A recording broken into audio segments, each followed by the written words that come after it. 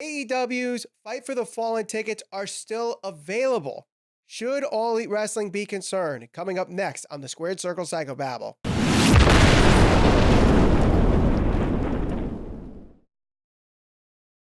Hello and welcome to the Squared Circle Psychobabble. My name is Michael Valenti. This is Ralph Valenti. Don't forget to subscribe and hit that bell for notifications as we're trying to hit 5,000 YouTube subscribers before All Elite Wrestling, Double or Nothing.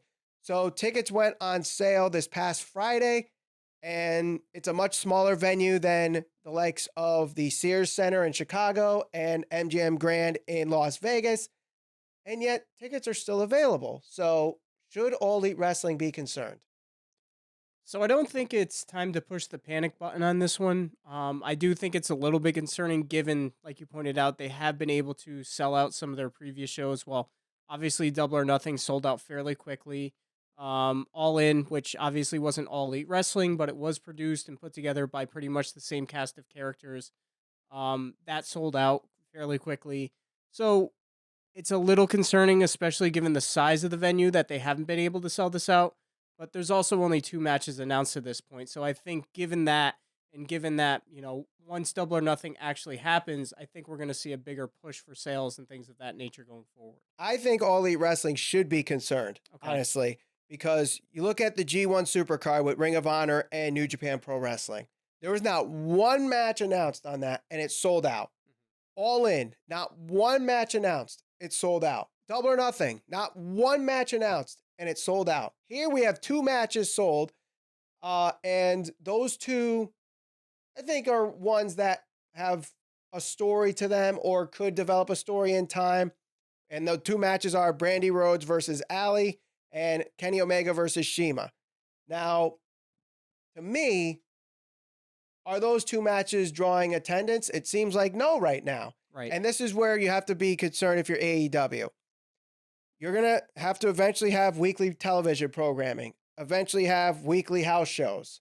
So those smaller venues where you're going to have these programs on a TBS, a TNT, or the rumored Showtime now is getting involved. Are you going to have a sold out crowd? We complain about WWE not selling out arenas all the time, but yet here they are selling 80,000 at MetLife Stadium every year, or whatever venue they have at WrestleMania. They're selling 60,000 plus, wherever it is. If AEW can't even sell out a show for 4,000 or 5,000 people, I'd be concerned with that, because that's going to be what their local TV venues are going to be. Couldn't they sell out an XL Center in Hartford, Connecticut? Could they sell out a show in Sacramento, California? Can they sell out a show in Corpus Christi, Texas? You know, the smaller demographics. Or is it just going to be the big high travel destinations like Las Vegas and Chicago? That's concerning to me. Yeah, well, Chicago is certainly a wrestling town. Right. And I know that when they were running certain shows, and I think this was New Japan, when they tried to have a couple of shows at Long Beach, I don't think those sold out. So one did, one didn't. Yeah. So, you have to kind of look to the star power, look at where these matches are being, these cards are being held. Chicago, that's a pretty big wrestling town. So, yeah, I'm pretty sure wrestling fans will go out of their way to go see shows if it's located there. Las Vegas, there's other reasons to go to Las Vegas other than, obviously, Double or Nothing. New York, Madison Square Garden, huge event, given the buzz and things of that nature that were behind the G1 Supercard, everything leading up to that, I think there was a lot of anticipation for that. I think people are going to kind of hold out a little bit to see what Double or Nothing, what it's like. This, to me, kind of solidifies that they have to knock this out of the park. If you're not going to be able to sell out tickets, sell out all of your tickets within minutes like we're seeing here, especially at a smaller venue, is it concerning? Yeah, it's concerning because we like we've talked about, in order to keep things afloat, you need revenue. Yes. It's been rumored that they've certainly hired some of the talent at a very high cost. Jericho went on record and said that, this was the best contract he's ever been offered. But at the same time, you have to look, like you said, look at the matches that are announced, and of the 2 matches that are announced, the only big name right now in terms of, being able to identify the person, mega star power is probably Kenny Omega. Right. And Not saying they aren't talented for the other two matches, but Kenny Omega is certainly the biggest name. right. And of course, we need to see if Jericho's going to be on this card. If he is, then obviously that could draw more tickets. I would assume Cody's going to be on the card, but again, we saw his match announced for Fyter Fest, which is going to be against Darby Allin, but not anything for Fight for the Fallen.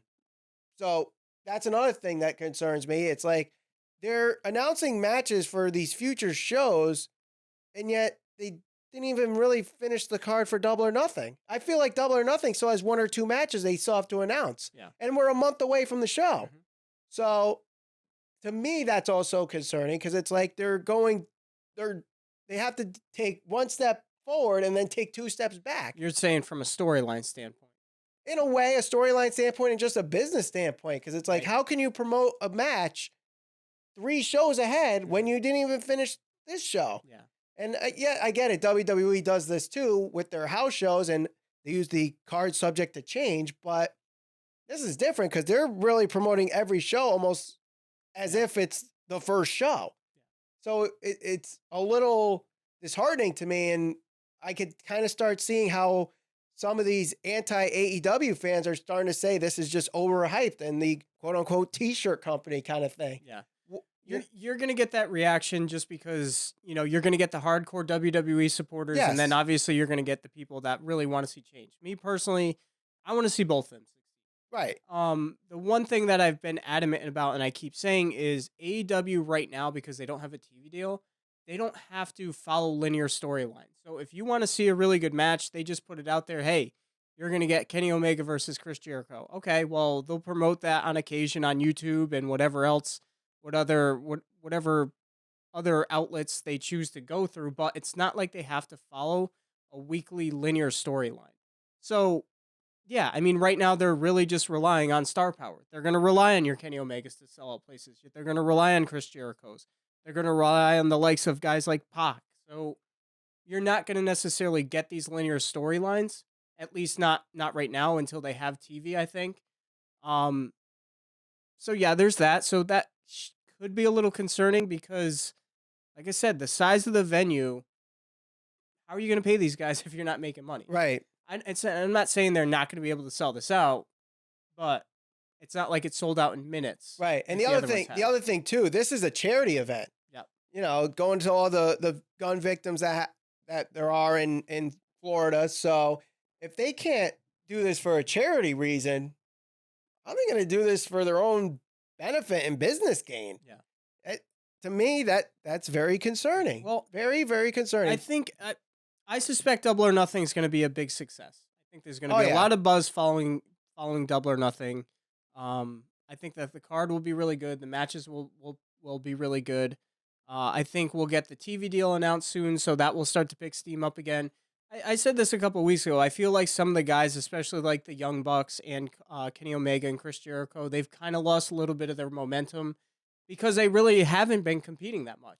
Kenny Omega hasn't competed, to my knowledge, since his match in New Japan Pro Wrestling against Tanahashi, so I could be wrong about that, but I don't think he has. He's had an appearance at DDT, but he didn't wrestle. Yeah. He actually just did a via satellite thing, and that's it. Yeah, so minus some YouTube videos, some minor announcements, some run-ins, and even those, we're not seeing as many run-ins, so it's not like they're necessarily doing the things that they were doing beforehand to really sustain the momentum that they once had. They'll be able to pick that right back up, but it's not like those names are as hot as they were. But I think right after Double or Nothing, we start to hear about TV deals and all of that type of stuff starts to pick up again. I don't think they're going to have issues with this, but if they don't sell it out, especially after Double or Nothing, then it might be time to get just a little bit concerned. Yeah. Only because, like I said, you've got a lot of high-profile guys that they've kind of signed to some really big contracts by their own admission. And the only way you're going to pay these guys is generating revenue. Right. It's not like Tony Khan's just going to continue to pay people out of his own pocket without turning a profit. Very true. So let us know what you think. Should AEW be concerned that the Fight for the Fallen show is not sold out yet? Let us know in the comments. Don't forget to like, share, and subscribe. Hit that bell for notifications as we're trying to hit 5,000 YouTube subscribers before All Elite Wrestling, Double or Nothing. For Ralph Valenti, my name is Michael Valenti, and thank you for watching the Squared Circle Psychobabble.